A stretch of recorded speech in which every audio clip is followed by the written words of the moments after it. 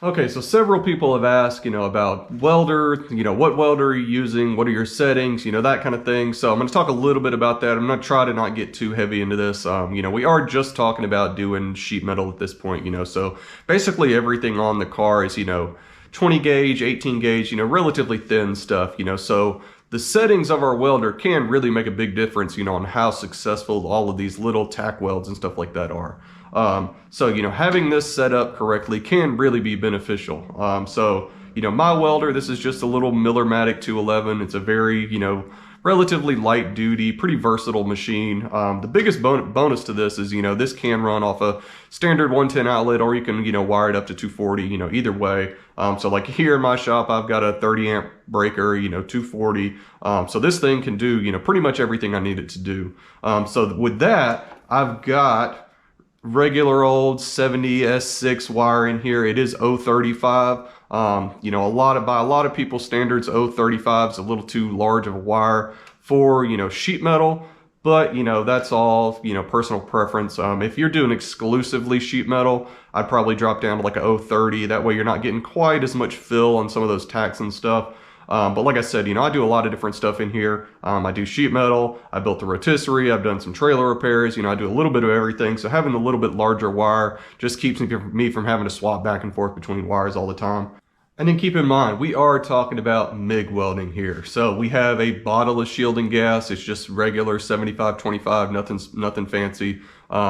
You do not want to be doing this stuff with any variation of flux core wire. Self-shielded flux core wire is terrible. It absolutely has its place, but it is not doing body metal. And then like dual shield flux core wire, where we're using the flux core wire in addition to a shielding gas bottle, that's for structural stuff. We're not doing body sheet metal with that. So, if you don't have a shielding gas supply on your welder, you need to get that set up. You're not going to be able to really have good, successful, clean welds on body metal without using the MIG process. So 75-25 gas, like I said, ER70S-6 wire, that's what's going to get you really clean, successful welds when we're talking about doing body metal.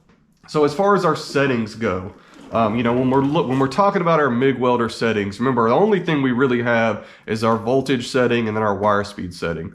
So as far as our voltage for 20 gauge, you're really only talking about, maybe 15 to 17 volts, depending exactly on what gauge metal you're at.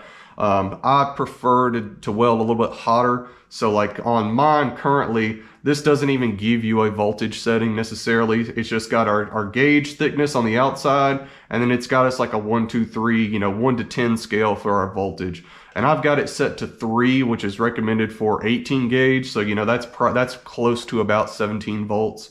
And then on my wire speed on these machines, you can set it to auto set on your wire speed. So I just leave this thing set to auto set for 035 wire, and it automatically adjusts the wire speed for, whatever the machine sees that you need. But your wire speed for about 17 volts will be around, 250 inches per minute. So on most of your machines, that would be like 2.5, somewhere between 2.5. But also just keep in mind, a lot of these settings are going to tweak a little bit, just on personal preference. Every machine welds a little bit different. All the wires are a little bit different. So, that there's going to be a little bit of variation. Usually if I'm on, some of the thicker areas of the car, I may bump this up to like 3.5. If it's somewhere where, the material's really thin, it's rusty a little bit, I may drop this down to like 2.5. So there's always a little bit of wiggle room here. But just keep in mind, having consistent weld settings, new consumables, having everything set up correctly is really going to benefit you long term, when you're putting all this stuff together. It's going to make your weld joints that much easier. And the other thing to keep in mind, when we're talking about our weld settings, this is crucial.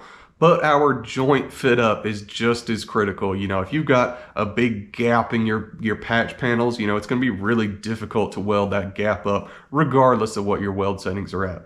And if you have a really tight gap, you may not be able to get full penetration all the way through that if your weld settings aren't high enough. So there's a lot of variables here, and I'm trying to not talk too much about this, but just keep that in mind. Your weld settings, your gap fit up, your panel fit up, all of that is really important. Just think about everything, as you're going through all these steps.